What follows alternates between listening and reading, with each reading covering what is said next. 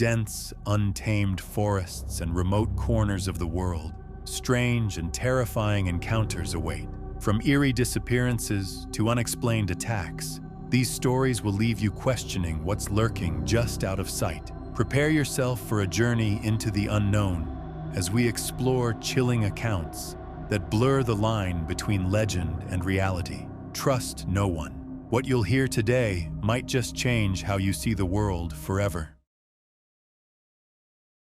The dense wilderness of the Oregon Pacific Northwest was shrouded in mist on the morning of October 14, 2003. The sun barely penetrated the towering evergreens, which were all covered in moss. Ethan Moore, a wildlife researcher fairly new to fieldwork, adjusted his drone's controls as he guided it over a remote valley. He had spent the last 2 weeks documenting wildlife activity in an area rarely disturbed by humans, hoping to collect valuable footage of predators in their natural habitat. The drone's high-resolution camera fed a live stream to his tablet, scanning the ground below for movement. As the drone hovered over a clearing, something unexpected caught his eye. A dark shape moved just beyond the tree line. It moved too nimbly for a bear, but it was too big to be a human. He zoomed in as the figure shifted, stepping briefly into the open. It was enormous, moving with a determination that sent a chill down his spine. Before he could adjust the camera for a better view, the figure lifted a massive arm and swiped at the air. Ethan couldn't quite believe his eyes when the drone's feed cut to static. The screen flashed, the signal vanished, and the controls became unresponsive. He cursed under his breath, quickly checking the last coordinates before the device went down. The drone had crashed, its descent swallowed by the thick forest. He hesitated, feeling an odd sense of unease settle over him.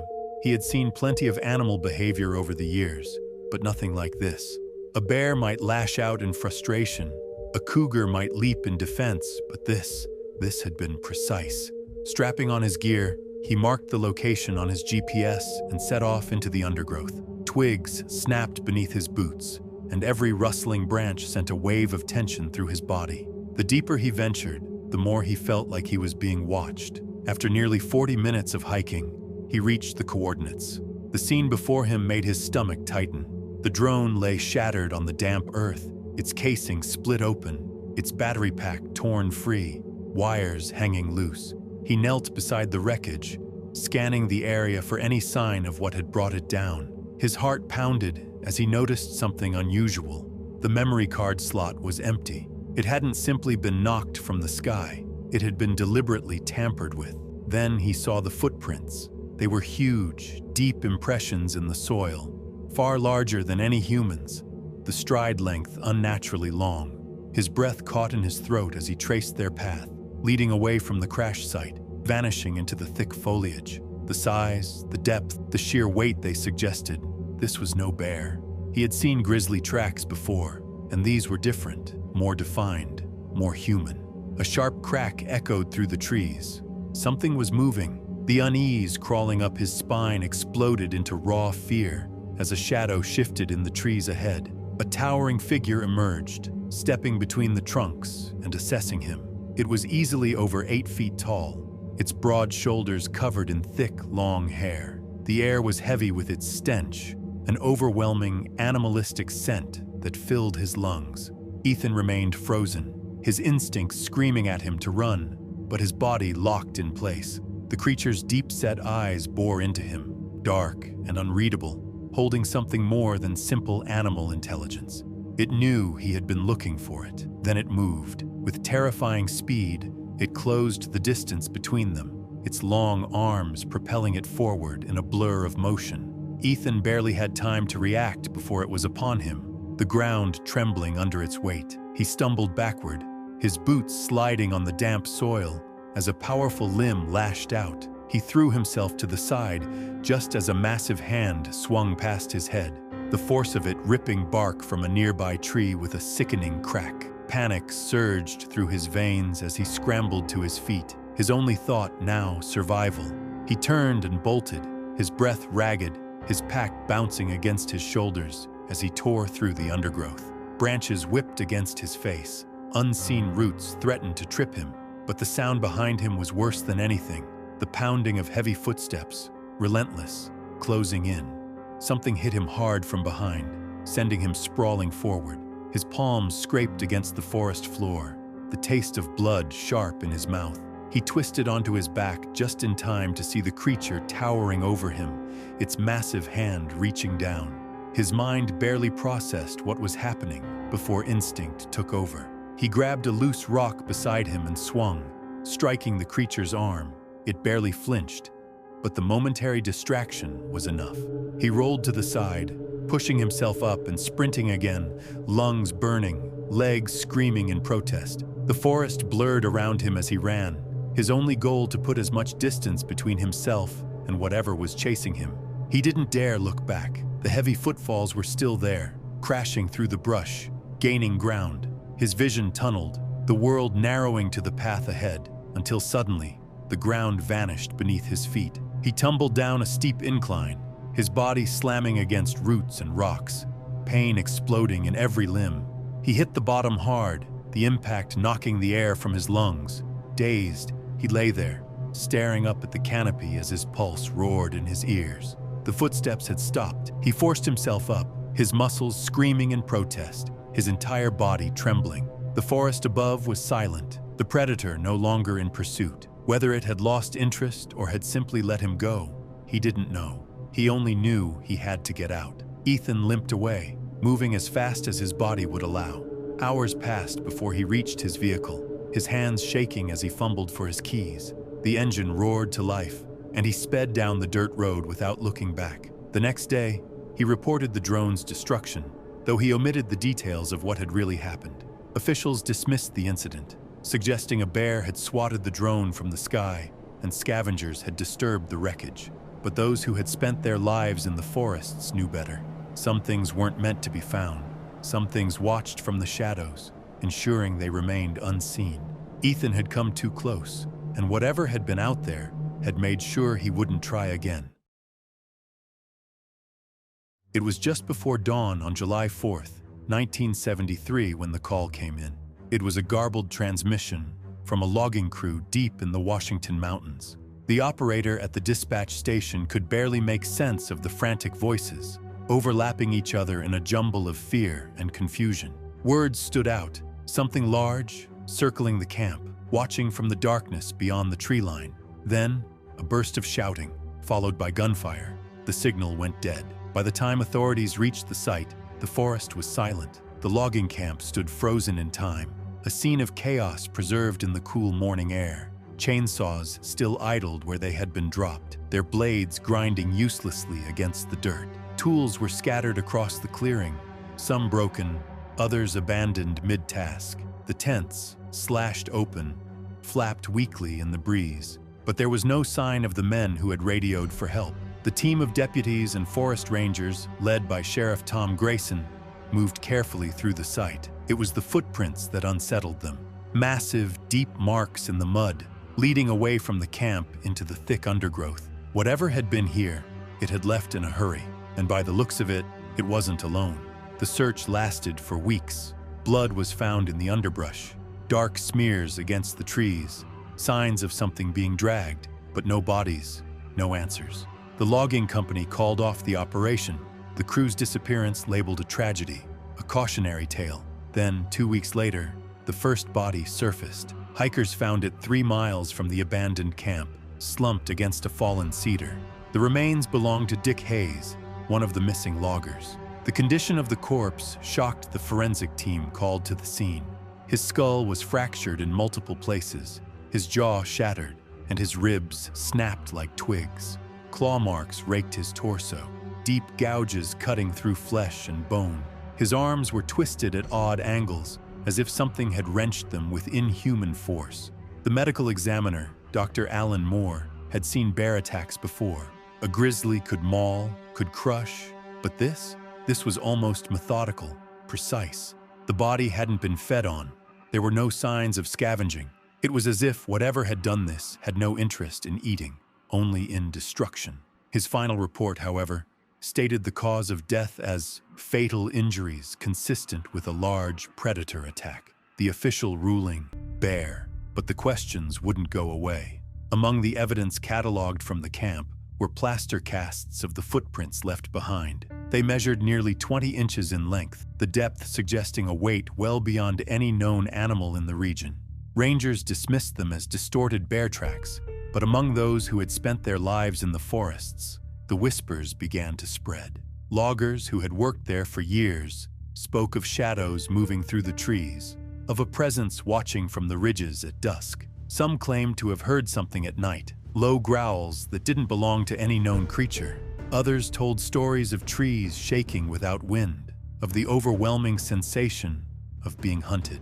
Sheriff Grayson wasn't a superstitious man. He had seen men do terrible things to each other, and he preferred facts over fear. But when he stood at the logging camp, staring at the slashed tents, the impossibly large tracks, and the claw marks on the trees, something gnawed at him. The radio call, the gunfire. If it had been a bear, where were the other bodies? Where was the trail leading to its den? Where was the blood-soaked earth where the animal had fed? It didn't add up. More troubling still were the reports from nearby towns. Ranchers spoke of missing livestock. Entire cows vanished overnight, their pens broken open, but no blood, no sign of struggle. Hunters reported strange howls echoing through the valleys, sounds that made their skin crawl. And then there were the disappearances, not just loggers, but campers, hikers, people who had strayed too far from the trails, their bodies never found. But the authorities couldn't feed paranoia. The official stance remained firm. Bears, accidents, misfortune. The mountains were dangerous. Sometimes, people didn't come back. The logging company never resumed operations at the site. The land sat untouched, reclaimed by the forest. The equipment left behind rusted in the rain, vines creeping over the fallen saws and forgotten hard hats. Yet, to those who still ventured deep into the Washington wilderness, the warnings remained. At night, the woods took on a different kind of silence, the type that smothered even the sound of wind through the trees. Those who camped too close to where the logging crew had vanished spoke of uneasy nights, of the feeling of being watched from just beyond the firelight. Some claimed to have woken to the sound of heavy footsteps circling their tents. The case of the missing loggers faded into local legend, a cautionary tale for those who dared to push too deep into the untamed wild. But Sheriff Grayson never forgot. Decades later, long after he had retired, he still found himself staring at those plaster footprints, locked away in an evidence box. He would trace the edges with his fingers, remembering the way the hair on his neck had stood up when he first saw them. He would think of Dick Hayes's body, of the strength it would have taken to break a man like that, and he would remember the sound of that final radio call, the panic, the gunshots, the dead silence that followed. There had been something in those woods that night, something that had made sure no one would ever know the truth. The Siberian taiga was an unforgiving expanse of snow-laden wilderness, a place where the air itself seemed to freeze movement and sound. Vadim Petrov, a veteran hunter with over 2 decades of experience tracking wolves and bears, knew this landscape well. Born and raised in the harsh depths of Siberia, he had developed an almost instinctual understanding of the land and its dangers. He was not a man prone to fear, but something about that day's hunt unsettled him in a way he could not explain. November 15th, 2012 had begun as a chase. Fresh wolf tracks in the snow had led him deep into the forest, his sled dogs straining against their harnesses with eager determination. The trail was promising, but then abruptly, something strange caught his attention. A second set of tracks intersected the wolf's path, moving in a straight line across the landscape. Massive footprints, pressed deep into the ice-crusted snow, each step spaced apart, as if whatever made them walked with effortless strides. They were not bear tracks, nor did they belong to any human he had ever seen. Vadim hesitated, studying them carefully. They stretched on for miles, cutting through the wilderness with an eerie precision.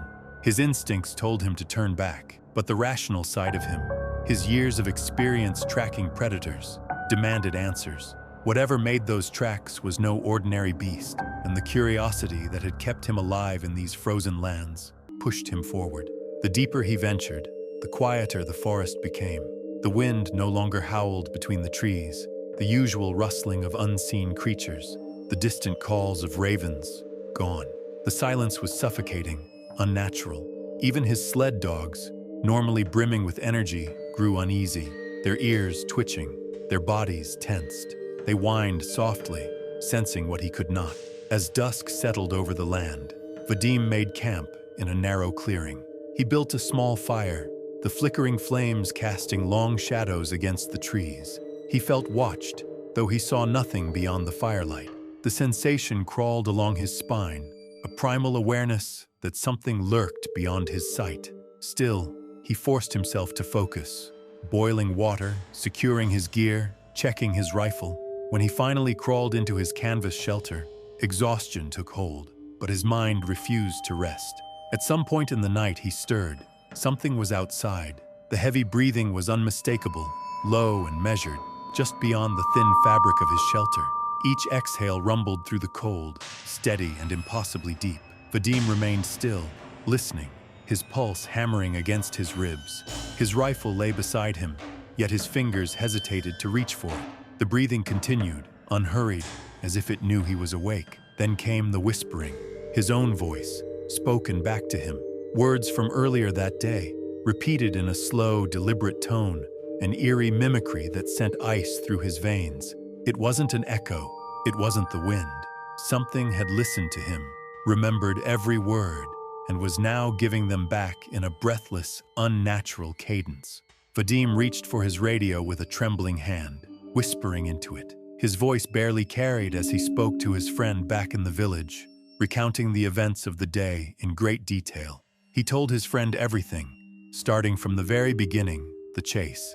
His friend responded, voice tinged with concern, but Vadim sounded like he barely registered it.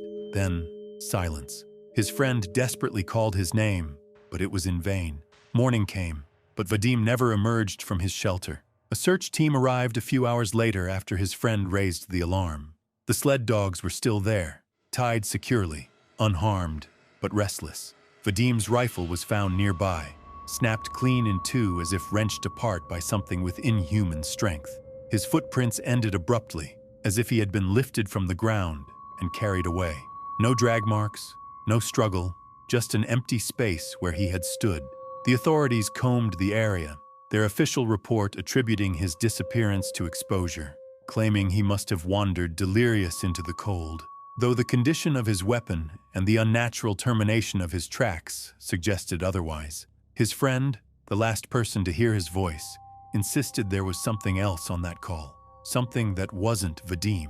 A low, guttural sound, neither human nor animal, rumbled through the static before the line cut to silence. No further investigation was made. The taiga swallowed its secrets, leaving only whispers on the wind and the knowledge that something ancient and unseen still walked beneath its frozen boughs. Elliot and Marjorie Green had spent the last 5 years enjoying the solitude of their Appalachian retreat, a modest cabin nestled deep within the dense forests of West Virginia. They had chosen this life deliberately, embracing the isolation, the quiet, and the closeness to nature. Elliot, a former mechanic, kept busy maintaining their land, while Marjorie tended to a small vegetable garden. Their days were simple and predictable. That predictability shattered one autumn night when something came knocking, something that did not belong. The first sound stirred them from sleep on September 21st, 2014, a deep, resonating thud that shook the cabin's wooden walls. Elliot blinked awake, heart pounding as another impact followed, this one louder, as if something massive had slammed against the side of their home. Marjorie clutched his arm, her breath quick and shallow. They had encountered black bears before, had even chased off a few, but this felt different. The strikes were too deliberate, too forceful. Grabbing his shotgun from its place by the bed, Elliot rose and stepped cautiously toward the door, his pulse thrumming in his ears. He hesitated at the threshold, listening. Silence settled, thick and suffocating, broken only by the faint rustling of leaves in the night breeze. Then, another noise, something scraping against the side of the house, long and slow. His grip tightened on the weapon as he reached for the lantern and cracked the door open just enough to peer outside. The porch creaked beneath his boots as he stepped out, the cold air tightening his skin. He scanned the yard, the beam of his lantern cutting through the darkness, illuminating the thick tree line beyond the clearing. That's when he saw them. Two eyes, large and yellow, reflecting the light from deep within the forest. They didn't blink, didn't shift. They simply stared. Elliot felt his breath catch, his instincts screaming at him to retreat, but he held firm. He raised the shotgun slightly, not aiming, just warning. The eyes remained fixed, unblinking. Then, a branch snapped. Heavy footfalls moved parallel to the tree line, slow and deliberate. Whatever was out there was circling them. An unfamiliar sound rolled through the darkness, vibrating in his chest. The hair on his arms stood on end as another heavy thud struck the cabin behind him, making Marjorie cry out inside. He turned sharply, swinging the lantern toward the noise, but nothing was there, only the deepening shadows of the night. More movement, more steps, the sensation of being hunted sinking in like ice water in his veins. He backed toward the door, feeling vulnerable in the open, but before he could retreat, something whistled through the air. A rock, the size of his fist, hurtled from the woods, slamming into the porch railing with a crack. Splinters flew, and Elliot stumbled backward, nearly dropping his gun. Another stone followed, striking the cabin wall just inches from the window. Then another. The bombardment had begun. Marjorie yanked the door open, dragging him inside as more rocks pelted the house, rattling the walls and roof like gunfire. Elliot bolted the door, pressing his back against it as he listened to the relentless assault. Heavy footfalls thudded around the perimeter, something moving just out of sight, as if testing their reactions. Marjorie gripped his arm, trembling. The walls shuddered again as something slammed against them, harder this time. A window rattled violently, the glass nearly buckling under the force. Elliot raised the shotgun, though he doubted it would do much against whatever was out there. He had hunted bears, deer, even the occasional cougar, but this was something else. Then, just as suddenly as it started, the assault stopped. The silence that followed was worse. Elliot strained to hear, every nerve in his body taut. Was it still out there? He wasn't sure how long they stood frozen in place, hearts hammering, before exhaustion forced them to move. They retreated to the bedroom, barricading the door with furniture, waiting out the night in suffocating terror. Dawn crept in slowly, the weak light easing none of their fears. It took Elliot nearly an hour to summon the courage to step outside. The damage was immediate and undeniable. Large rocks littered the porch and yard, some half buried in the dirt from the force of their impact. The truck, parked just a few feet away, bore deep gouges along its side, thick scratches that ran the length of the vehicle. The claw marks were unlike anything he had ever seen, long, deep, deliberate. Then there were the footprints, far larger than any humans, but eerily human-like, stretching from the tree line to the cabin and back again in an erratic, looping pattern. The sheer size of them sent a chill through him.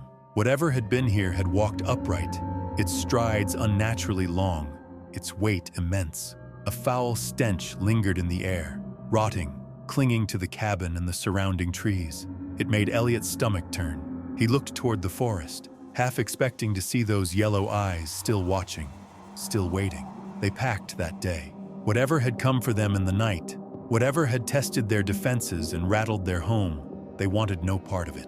Elliot had always been a skeptic, a man of reason, but he knew, deep in his bones, that this was no bear, no cougar. It was something else, something they were never meant to see.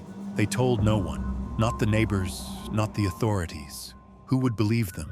They sold the cabin within a month, moving to the city where the nights were noisy and the streets well lit. They never spoke of that night again.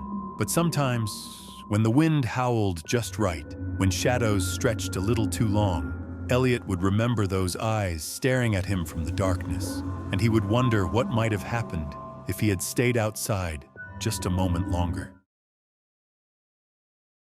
In the summer of 1926, prospector William Grady ventured into the wilds of Alaska's interior, drawn by rumors of a hidden gold vein deep in the mountains.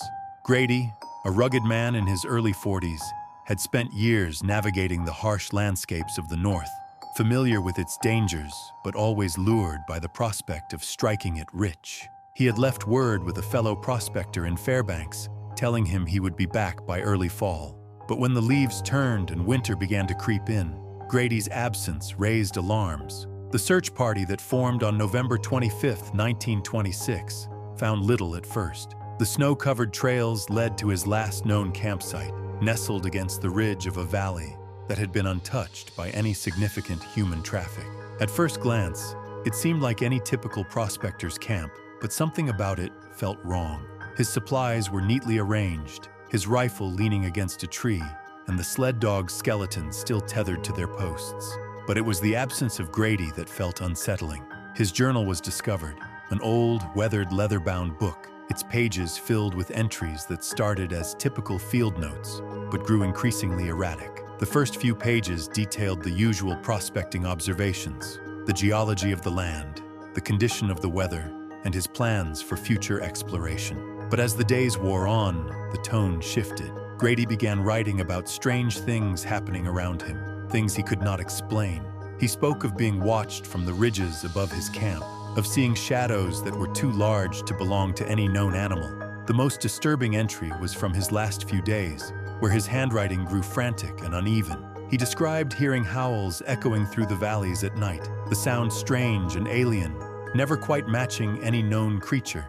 The noise would stop for hours at a time, only to return closer and closer, as though something was circling his camp. Grady began to hear the thud of heavy footsteps, yet when he would investigate, there was nothing there. He noted massive footprints that appeared in the morning, leading nowhere. He began to feel a growing sense of unease, the hairs on the back of his neck standing on end, as he struggled to ignore the creeping dread. His final journal entry spoke of something far more terrifying. He had woken in the dead of night to the sensation of being surrounded. The fire had burned low, its faint glow casting long, flickering shadows, but the woods outside were eerily silent. He described hearing breathing just beyond the shelter of his tent, followed by the unmistakable sound of claws scraping against the ground. In the dim light, he thought he had seen a massive figure standing just outside the tent flap, its eyes glowing faintly in the night. He wrote of crude symbols carved into the trees surrounding his camp,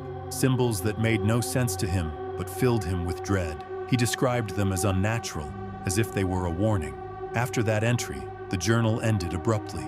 The next morning, Grady's tracks in the snow led out of the camp, but they disappeared after only a few hundred yards, as if he had been plucked from the ground. The snow was undisturbed beyond that point. No sign of a struggle, no blood, no indication of what had happened.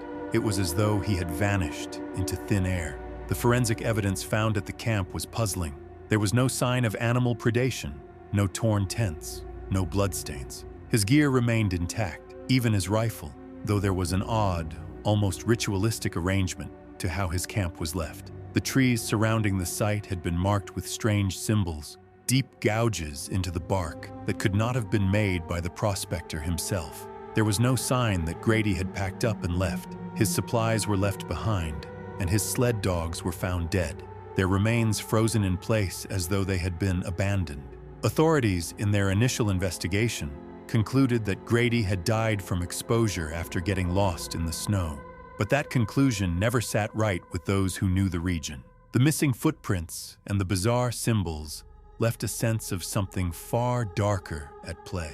Locals who were familiar with the area spoke in hushed tones of seeing strange figures on the ridges, watching from afar but always remaining out of reach. Some miners who had passed through the area claimed they had seen massive shapes moving just beyond the tree line, never close enough to make out any details, but always there, watching, waiting. Others spoke of hearing unnatural howls echoing through the valleys at night, far too deep and guttural to belong to any animal they recognized. Over time, the story of William Grady's disappearance began to take on a life of its own. People spoke of the Watcher of the Ridgelines, a creature of legend said to inhabit the remote areas of Alaska, though few dared to speak openly about it. Even the most seasoned miners, those who had braved the wildest corners of the wilderness, would whisper about the strange feeling that overtook them when they passed through the mountains, the sensation of being hunted, watched by something not quite human. Years passed, and the case faded into obscurity, officially ruled an accident. But some who had read Grady's journal could not shake the eerie conclusion it seemed to hint at. Something had stalked him in those mountains. Whether it was a product of the mind unraveling in isolation, or something far more primal and real was left to speculation. Despite the official report, the miners who worked nearby would often tell newcomers to avoid the area, especially during the colder months. The mystery of William Grady's disappearance remained unsolved, buried beneath layers of snow and time. The strange symbols carved into the trees faded with the seasons, but the unease left behind by his last journal entry never quite went away. Grady had walked into the wilds of Alaska seeking gold, but what he found there, whatever it was, made sure that he would never walk out again. In the late hours of September 3rd, 1992, a long-haul trucker named Doug Sanders made his way through the dense, winding forests of Oregon. Doug had been driving for over 14 hours, the rhythmic hum of the truck's engine lulling him into a weary stupor. He was used to the long stretches of road that seemed endless in the night, the trees on either side looming like silent sentinels, watching. Despite the long hours, he was accustomed to the solitude of the highways, and the night held no particular dread for him. His route had taken him far from the beaten path, into the remote corners of Oregon, where the roads were narrow and winding, barely touched by civilization. He had heard stories of strange things in the woods, of wild animals, of eerie occurrences, but Doug had always brushed them off. He had his job to do, and the road was his only concern. But on this night, as the headlights of his truck pierced the darkness, he noticed something off in the distance. A large mass, fallen logs, had blocked the road. Doug slowed the truck, frowning. It was an isolated stretch of highway with no one else around, and no sign of any recent roadwork or maintenance. He had no choice but to clear the path himself. With a heavy sigh, Doug put the truck in park and grabbed a flashlight from the passenger seat. He stepped out into the cold night air, the sounds of the forest making him shiver slightly. The beam of his flashlight danced over the fallen trees, casting long shadows. He began pushing the logs aside, grumbling under his breath. The night was silent, save for the occasional rustle of leaves. Then, suddenly, the quiet was broken by a sound that made Doug's blood run cold. Heavy footsteps, unmistakable, echoed from the trees behind him. A soft, slow thud against the forest floor, followed by a low, guttural grunt that reverberated through the night. Doug's body went rigid, every muscle tensed. His breath caught in his throat as he froze. The sound came again, closer this time, deliberate, as if whatever was making the noise was circling him. Doug's mind raced, and panic surged through him. He instinctively turned, and the beam of his flashlight swept across the trees, but there was nothing. The darkness seemed impenetrable, as though the forest was holding its breath. Then, just beyond the reach of his headlights, a creature stepped forward.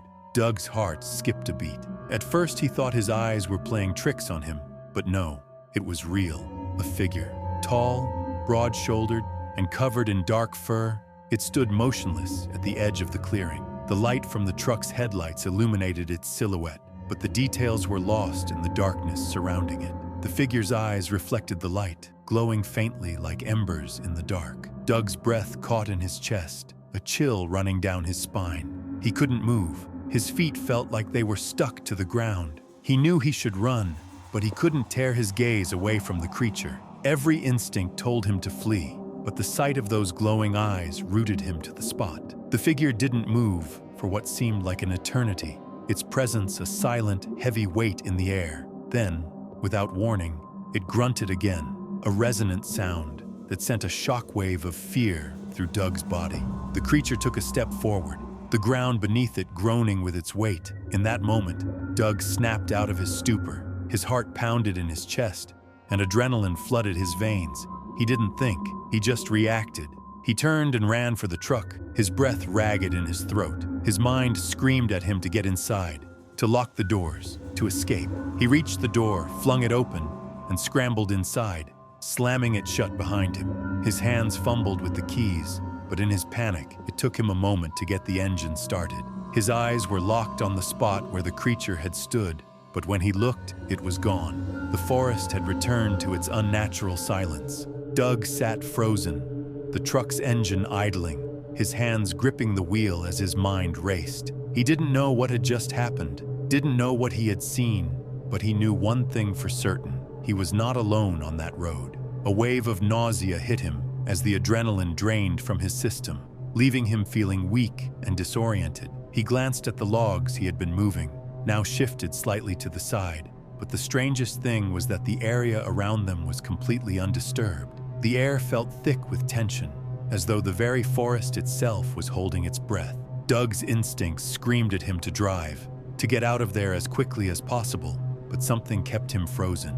A gut feeling told him to wait, to make sure the creature wasn't nearby, but the road ahead seemed eerily empty. Slowly, he eased the truck into gear and began to drive forward, eyes scanning the trees on either side. The headlights cast long beams across the road, illuminating the dense forest on either side, but the creature was gone. Doug drove slowly, his hands tight on the wheel, his knuckles white. His mind raced, but he couldn't make sense of what he had just seen. His heart was still pounding in his chest as he passed the spot where the logs had fallen. It was then that he noticed something strange. The logs, which had been large and heavy, were now scattered in a way that made no sense. They had been moved. There were no tire tracks, no footprints in the mud. The logs had simply been shifted to the side, as if someone or something had cleared the path for him. The fear that had initially paralyzed him now gripped him tightly once again. What was this thing? What did it want? Why had it left the area so quickly? Doug didn't have the answers. He didn't have the courage to look back. He just kept driving, his eyes fixed ahead, the road stretching on, leading him away from the darkness of the forest. When he finally reached a town several hours later, he didn't report the encounter. He couldn't. Who would believe him? A trucker, stuck on a lonely road at night, seeing something no one else would understand. So Doug kept it to himself, the terror that had gripped him on that road, locked inside. But every time he passed through Oregon's forests in the years that followed, he would think back to that night, to the glowing eyes and the massive figure standing just beyond the headlights. He knew what he had seen, and he would never forget the feeling that he was not alone on that dark, isolated road.